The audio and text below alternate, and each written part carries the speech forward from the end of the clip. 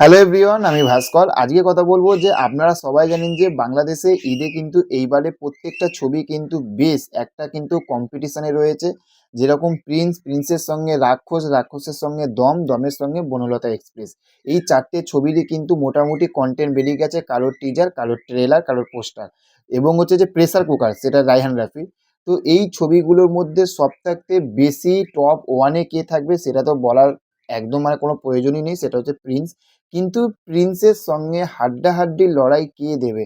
আপনার কি মনে হয়, রাক্ষস দেবে নাকি দম দেবে? দেখুন, আমাকে যদি জিজ্ঞাসা করেন তাহলে আমি বলবো রাক্ষসের অবশ্যই কোয়ালিটি, রাক্ষসের ভাইলেন্স, রাক্ষসের সব কিছু ঠিক আছে, কিন্তু প্রত্যেকটা মানুষের, আপনি ইন্ডিয়া বলুন, বাংলাদেশ বলুন, প্রত্যেকটা মানুষের মুখে কিন্তু প্রিন্সের পরে যদি কোনো ছবির প্রচুর লেভেলে যদি প্রশংসা করে সেটা হচ্ছে আফরান নিশোর দম।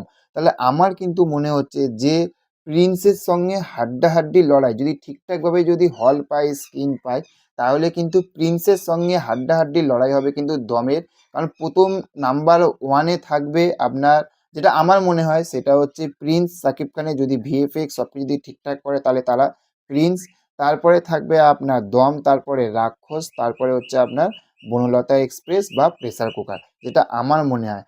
আপনার কি মনে হয়? কারণ হাড্ডাহাড্ডি লড়াই মানে কিন্তু দমের কিন্তু প্রত্যেকটা জিনিস ভালো লেগেছে লোকের, সেটা বাংলাদেশ বলুন, সেটা আপনি ইন্ডিয়া বলুন। আপনার কোনটা ভালো লেগেছে? আপনি কোন সিনেমাটাকে এগিয়ে রাখবেন? আপনারা যারা বাংলাদেশ থেকে আমার এই ভিডিওটা দেখছেন, আপনি আগে কোন ছবিটি সিনেমা হলে গিয়ে দেখবেন সেটা অবশ্যই কমেন্ট করে জানাবেন। দেখা হচ্ছে পরবর্তী ভিডিওতে। ভালো থাকবেন। Okay, thank you, have a nice day, tata, bye by.